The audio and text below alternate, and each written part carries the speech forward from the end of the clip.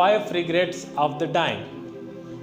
یعنی آج ہم ڈسکس کر رہے ہیں کہ جب انسان مرتا ہے تو ان کے ذہن میں کیا چیزیں ہوتی ہیں یا ان کے خواہشات، محسوسات، فیلنگز کیا ہوتی ہے. آج ہم اس پہ بات کریں گے. اس کو آسانی سے سمجھانے کے لیے میں برونی ویئر کا آپ کو واقعہ سنانا چاہتا ہوں. برونی ویئر ایک آسٹریلین نرس تھی جس نے 8 سال پیلیٹیو وارڈ میں گزارے، سروس کیا. یہ وہ وارڈ ہے جہاں نہ بچنے والے مریض ہوتے ہیں. بستر مرگ پر لوگ جو بولتے ہیں سچ بولتے ہیں، اس میں کوئی شک نہیں. برونی نے یہ محسوس کیا کہ بستر مرگ پر سب لوگ ایک خاص قسم کے افسوس ظاہر کرتے ہیں. اس نے غور کیا تو اندازہ ہوا کہ تمام افسوس جو لوگ کرتے ہیں آپس میں ملتے جلتے ہیں. مزید غور کیا تو پتہ چلا کہ یہ افسوس کل 5 طرح کے ہیں. کون کون سے ہیں؟ برونی نے پہلے اس پر ایک مضمون لکھا جو کہ بہت مقبول ہوا، اور پھر باقاعدہ ایک کتاب لکھی اور اس کتاب کا ٹائٹل دیا The Top 5 Regrets of the Dying. میں ریگریٹ نمبر 1 ہے، کاش میری اندر اتنی جرت ہوتی کہ میں اپنے سے مخلص ہو کر اپنی زندگی گزارتا، نہ کہ جیسے لوگ مجھ سے توقع کرتے ہیں. نارملی آج کل ہم کیا کرتے ہیں؟ کیا ہم اپنے آپ سے مخلص ہیں؟ یقیناً نہیں. ہم تو جب کپڑے بھی پہنتے ہیں تو یہ سوچتے ہیں کہ لوگوں کو کیسا لگے گا، لوگوں کو میں کیسے دکھتا ہوں. ہم نے کبھی یہ نہیں سوچا کہ میں اپنے آپ کو کس طرح دکھتا ہوں. تو ہم ساری عمر لوگوں کے بارے میں سوچتے ہیں، لوگوں کے لیے سوچتے ہیں، اور پھر بعد میں ہم یہی فیل کرتے ہیں کہ کاش میں اپنے آپ سے مخلص ہوتا، اپنے لیے سوچتا تو بہتر ہوتا. لوگوں کی پرواہ کیے بغیر اپنی زندگی اپنے خصوصیات کے مطابق جیے. کچھ حاصل کرنے کے لیے آپ کو اکیلے جانا پڑے گا. لوگ صرف آپ کے پیچھے آوازیں نکالیں گے یا تالیاں بجائیں گے. اپنی صلاحیتوں کے مطابق زندگی جینا شروع کیجئے، ورنہ آپ کا بھی یہی افسوس ہوگا کہ کاش میں اپنے شوق کے مطابق زندگی گزارتا. ریگریٹ نمبر 2، کاش میں نے اتنی سخت محنت نہ کی ہوتی، کیونکہ میں نے تو ساری زندگی کمانے میں لگا دی. جاب کے علاوہ میرے پاس کسی کے لیے وقت ہی نہیں ہے. نہ میں نے فیملی کو وقت دیا، نہ میں نے دوستوں کو وقت دیا، نہ میں نے گھومنے پھرنے، ایکسرسائز اور ان چیزوں کو وقت دیا. اس کاش سے بچنے کے لیے آپ اتنا ہی کام کیجئے جتنا کی ضرورت ہے.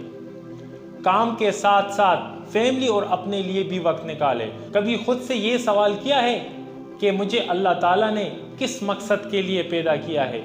مجھ میں کیا خاصیت ہے؟ میں کون سا کام بہتر طریقے سے کر سکتا ہوں؟ اور مجھے کس شعبے سے عشق ہے؟ مجھے کیا کرنا ہے؟ اپنے شوق کو اپنا کام بنائیں تاکہ آپ کا صحت ٹھیک رہے، آپ ایک کامیاب انسان بن پائیں. چائنا میں کینسر کی مریضہ نے پیسے پھینک دیے. کیوں؟ کیونکہ اس نے ڈاکٹر کو بتایا کہ مجھے بچا لیجئے، یہ سارے پیسے لے لے لیکن میری سانسوں کو بڑھا دیجئے. تو ڈاکٹر نے کہا وی آر ریئلی سوری، ہم کچھ نہیں کر سکتے.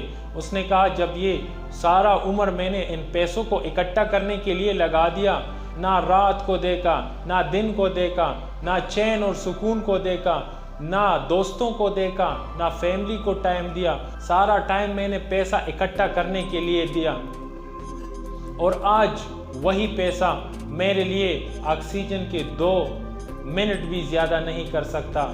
تو پھر اس پیسے کا کیا کرنا؟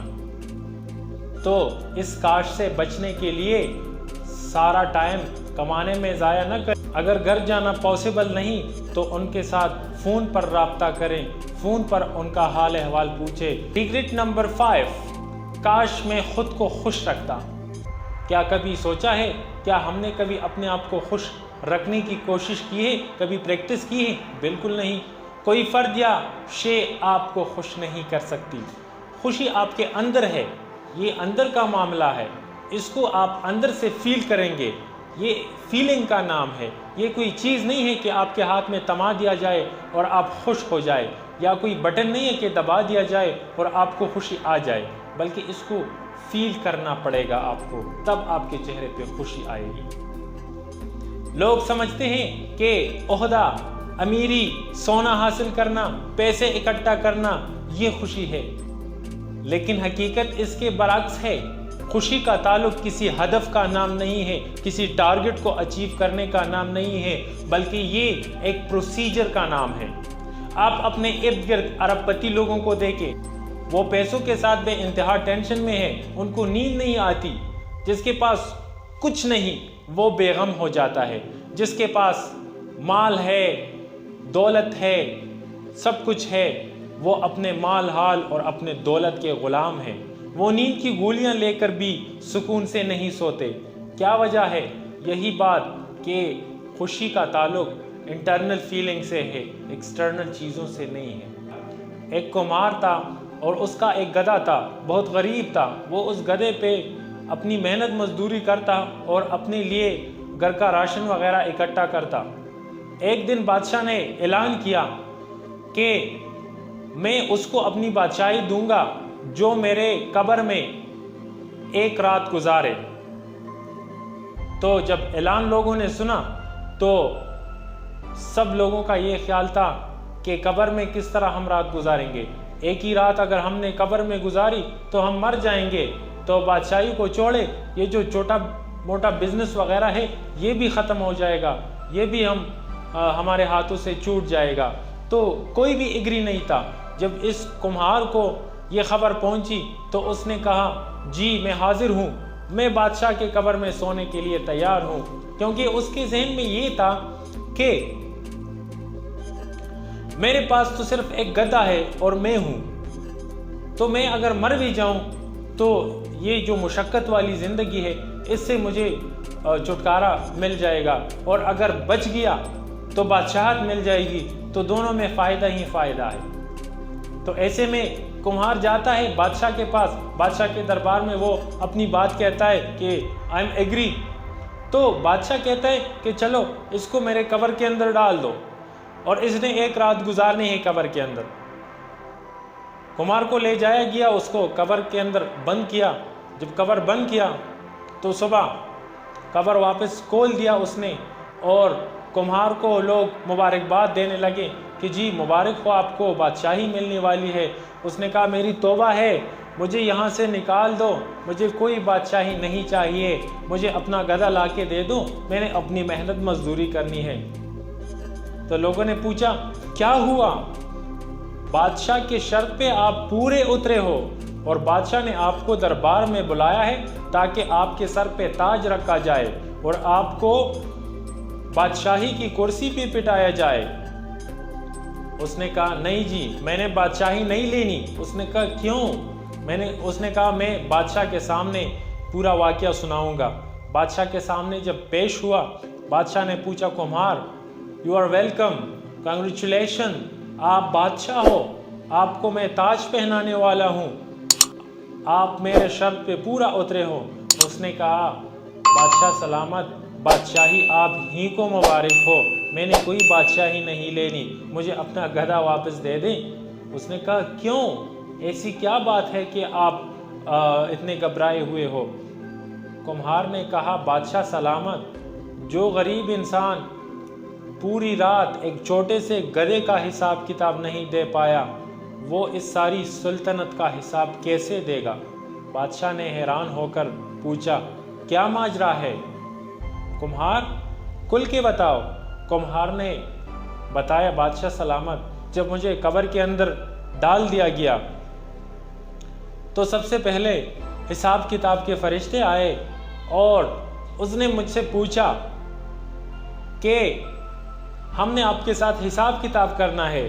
تو میں نے جواب میں کہا کہ مجھ سے کیا حساب کرو گے؟ میرے پاس تو کچھ ہے ہی نہیں، میرے پاس تو نہ مال ہے، نہ حال ہے، نہ دولت ہے، نہ جواہرات ہے، میرے پاس تو ایک گدھا ہے اور میں ہوں، اور میں اس پہ سامان لاد کے لے جاتا ہوں، بیچ دیتا ہوں، اور اپنی کمائی کا ذریعہ یہی ایک گدھا ہے۔ اس نے کہا ہم آپ سے گدھے ہی کے بارے میں پوچھیں گے۔ کہنے لگے چلے ٹھیک ہے پوچھیں۔ اس نے کہا فلاں دن آپ نے گدھے کو مارا تھا، کیوں مارا تھا؟ تو اس نے کہا کہ میرے پاس جواب نہیں تھا کہ میں نے گدھے کو کیوں مارا تھا، تو اس نے اس کو سزا دی۔ پھر اس نے پوچھا آپ نے فلاں دن کو اس کو گھاس نہیں دیا تھا، وہ بھوکا کام کرتا رہا، آپ نے اس کے ساتھ زیادتی کی ہے، تو اس کو پھر سزا دی۔